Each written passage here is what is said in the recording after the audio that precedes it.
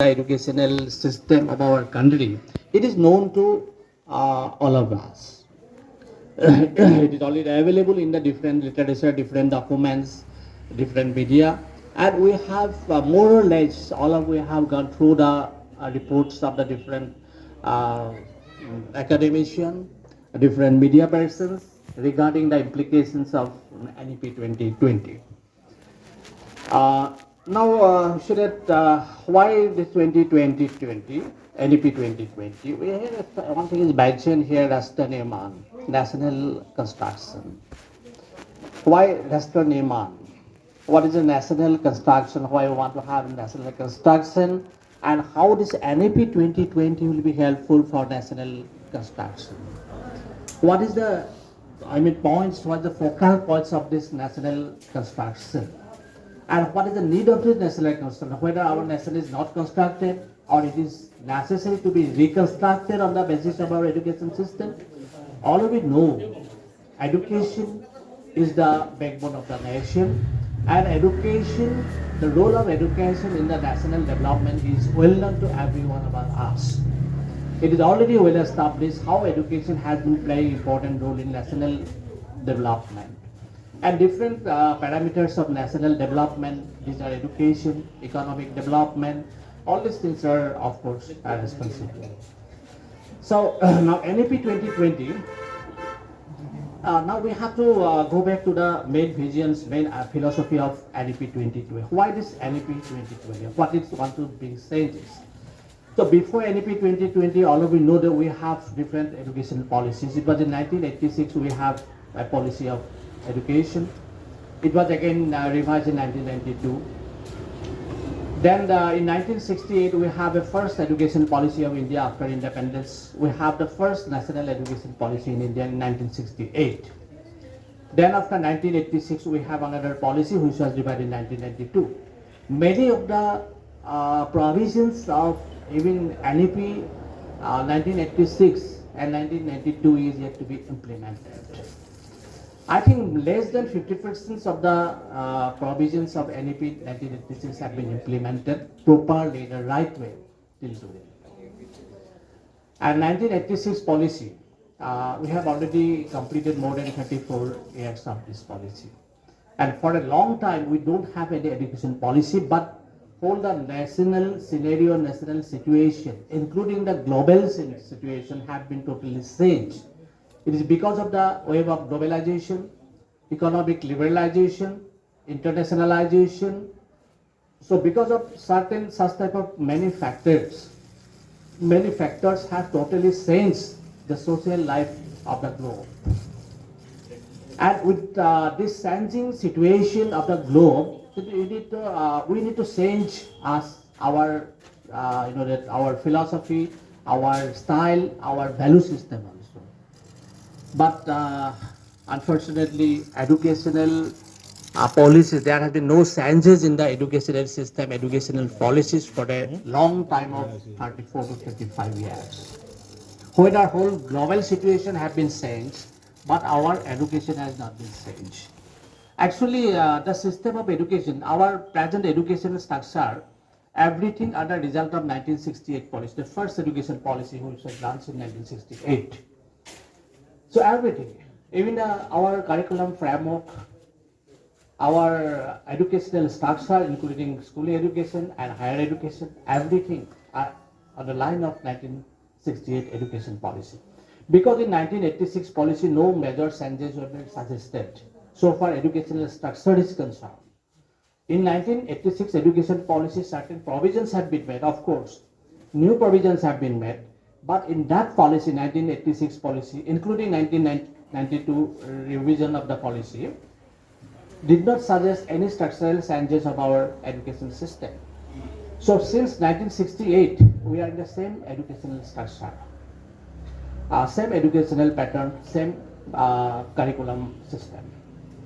So as we already we have known that whole global situation have been changed, and we need to change our education system too, because we have to adjust with the global situation today. We have to adjust ourselves, our country people, our Indian people, we have to be adjust with the global scenario.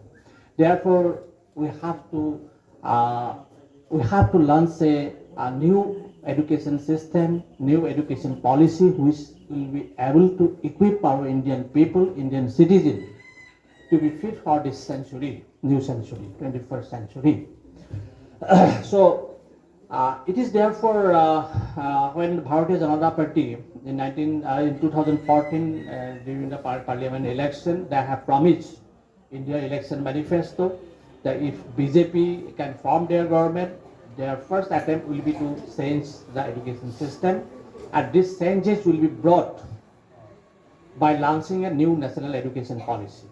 So accordingly, responsibility was given to T.S. Subramaniam for evaluating a new national education policy. Subramaniam committee has submitted its report only after 1 year of its formation.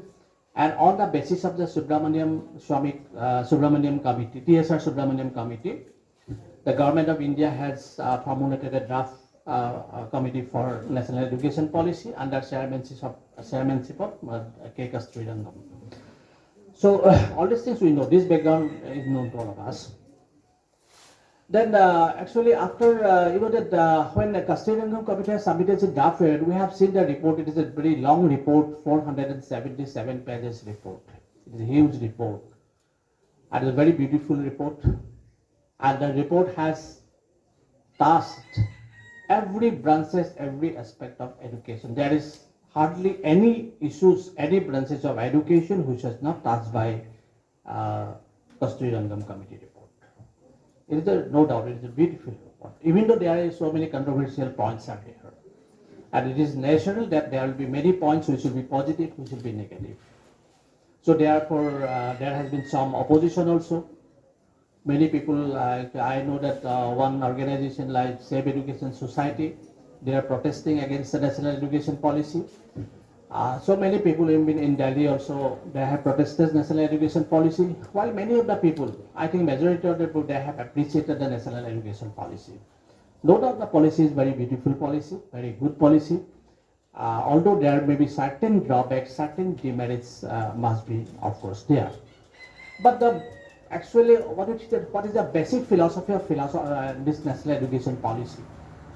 The basic policy of the National Education Policy 2020 is very nice, very appreciable policy, and is very directly related to our issue like Rashtra national construction.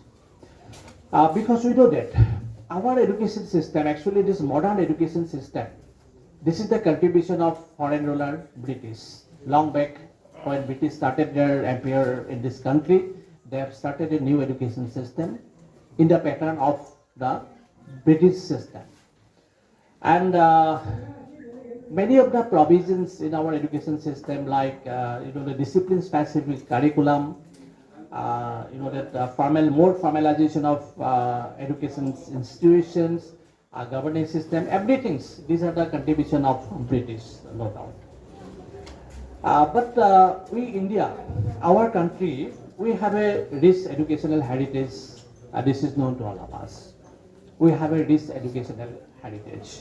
In India, if you look at the Vedic system of education, Vedic age, up to the Buddhist age, even after a few years after Buddhist age also, we know that we have some, that educational heritage. We have the heritage of universities like Nalanda, Taxila, Bikramsala, etc. We have a system of education, Gurukul Ashram, where children were taught by a guru or a sarija. So these are a very different, unique education system we have in our ancient time. And if you go through the curriculum of our ancient education system, we find that so many valuable, so many, worthful contents were there, topics were there in our ancient education system, which includes the knowledge, skill, vocation, everything. It was not only, education was not only based on Vedas, but apart from the Vedas, there are also many, things were there, many contents were there, which are very worthful for the individual life. The main objective of education is the holistic development, wholesome development of the personality of the individual, which has been now emphasized by the national education policy today. it was what actually, although many people we are saying, actually what I have seen, many people say that national education policy 22, it is the just they are borrowing certain ideas from American education system, British education system, etc. But actually, if yeah, in certain respect it may be correct. But if you go through deeply the philosophy of this policy, the system of this policy, you will find that many of the policies, practices, provisions that were prevailing in our ancient Indian education system. Today, NEP 2020 is speaking about the liberal education, liberal arts education. The liberal arts education is not a new education, new system of education in India. It was available in our ancient education system up to the medieval, Madhya up to the medieval period. We find we have the liberal approach to education. But we did not have any discipline-specific education system in ancient India. Whole education was totally liberal education. They are speaking about the holistic development, holistic education. That was the ideal, that was the philosophy of our ancient even education system too. Talking about the multidisciplinary system of education. This was the system of education even in our ancient education system too. So many of the provisions what we have come across through the National Education Policy 2020 are already available in Indian philosophy, Indian educational heritage. Only the National Education Policy 2020 wants to revive our heritage. So therefore, NEP 2020 main philosophy, what's laid in NEP 2020 is mentioned here. NEP 2020 envisions on India-centered education system. That is the main thing, is India-centered education system that contributes directly to transforming our nation sustainably into an equitable and vibrant knowledge society by providing high quality education to all. So here, their main philosophy lies behind this India-centered education. NEP 2020 wants that we must have an education system which will be India-centered. What I mean by this India-centered education? The education which will be based on the need and aspiration of the Indian people, firstly. Secondly, the education system which will be based on the Indian educational heritage, Indian culture, Indian tradition, Indian languages. This type of an India-centered education is to be developed. So, therefore, through this India-centric education system, now we want to transform our nation. Importance has been given on sustainability, sustainable development, equitable society, a knowledge society, and a high quality education for all. So these are the actually major vision, major philosophy of our NEP 2020, and this we find that well, this main philosophy of NEP 2020 is closely related to our national construction. Rashtra Nirman, what we talk about the Rashtra Nirman, this type of education system will help us to construct our nation in a new form, in a new shape. It will give our education a new, our Rashtra, our nation a new shape. So this whole education policy also based on the Delors Commission report in 1996 when the Delors International Commission for Education, Delors submitted this report. The education which should be based on the three aspects like learning to know, learning to do, learning to be, and learning to live together. Here we have to understand. We have to know. We have to know what. We have to know. We have to know the society. We have to know the environment. We have to know the people. So knowledge, which is very important. Learning to do. We have to develop our skill. We have to understand how to work. So learning by doing, which was emphasized in the Delors Commission report. Learning to be. We have to develop a wholesome personality. Learning to live together. We have to learn to live together in this world society. So that whole, the philosophy, whole policies of NEP 2020 lies on these four aspects, which was advocated by Delors Commission: learning to know, learning to do, learning to be, learning to live together. So for this purpose, if you want to change, if you want to transform our education system, NEP 2020 was have been emphasized first that we need to restructure whole the education system. Now our education system has to be changed, and major objective of our education system should be holistic education. We must have to move towards a holistic education. Now education should not be a one-sided objective. There should not be a one-sided objective of education, and this holistic education uh, which indicate for the wholesome personality, we have to develop our mental, spiritual, emotional, intellectual, physical, all-sided development of the personality of the individual. That must be the holistic education.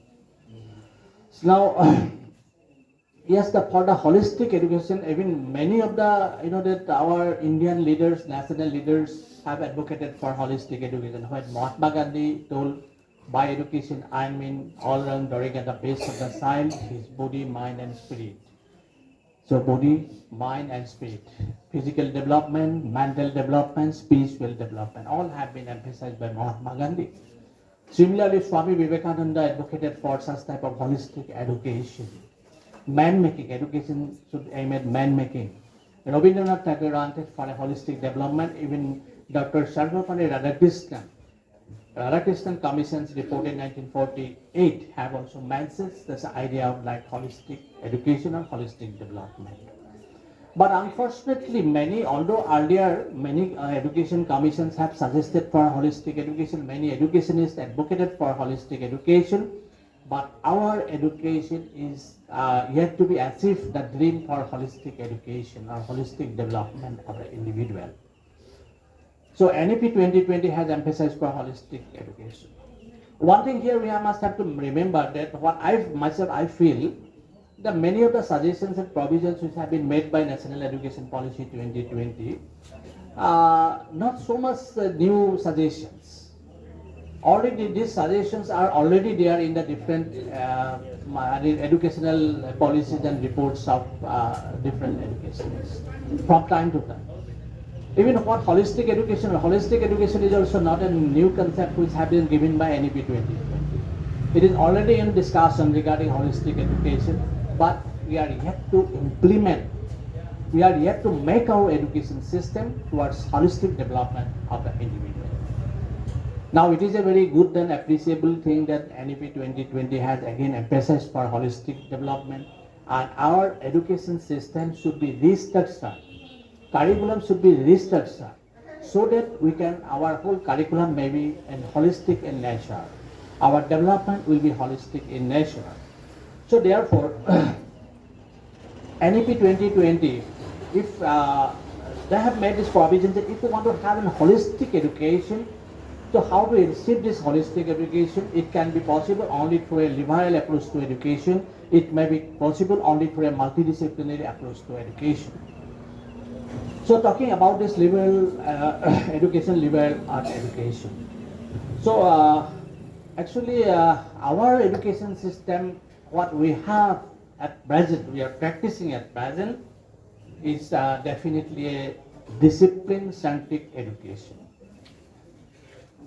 Our whole education system is totally a rigid system of education. So we the educationists, we the students, now we like to confine ourselves within our own discipline alone. It is therefore in our education system a student of chemistry is not allowed to study history. A student of history is not allowed to study botany. A student of economics is not allowed to study bank accountancy or such type of subject in commerce. The students of science is not allowed to select a subject like performing art, visual art. Not allowed. Because our system does not allow. And this rigidity of our system starts even from the school level. Just after completion of class 10 examination, which we call the matriculation examination, after that our students, when they are admitted in higher secondary course for 11, class 11, then their this rigidity starts. Then after higher secondary, they will go for the different courses. Someone may go medical course, someone go may engineering course, architectural course, or different professional courses. And they will be confined themselves with their profession alone. Once Dr. Sarvapalli Radhakrishnan, what I remember Dr. Sarvapalli Radhakrishnan once said, if we only emphasize on engineering education, technical education, ignoring the social science education, ignoring the humanities education, ignoring the language education, then our country will get some skill efficient technician, engineer, which will totally ignore the human values. And we don't want this type of expert technician who will not understand the human values, who will not understand that they have to serve the humanity, how they have to serve the humanity. So therefore, even Radhakrishnan Commission has also mentioned that along with the engineering courses, technical courses, certain liberal courses like humanities, language, etc. must be incorporated in the courses. Of course, certain courses have already been incorporated, but still it is yet to be totally liberalized. So now, NEP 2020 says that we need to develop a liberal approach to education where there will be more flexibility of choice. So therefore, they are saying that we want to develop an integrated but flexible approach to education. Integrated but flexibility. There is two things. The one is integrated, one is flexibility. All these two terms have been used here. So this is a liberal approach to education. You know that this discipline-centric education, we know that it has been introduced by British, our foreign rulers. But British in Britain, they have discarded the idea of discipline-centric education long back. Long back, they have already discarded this system. But we Indian people, we are still retaining the system. Actually, which is outdated.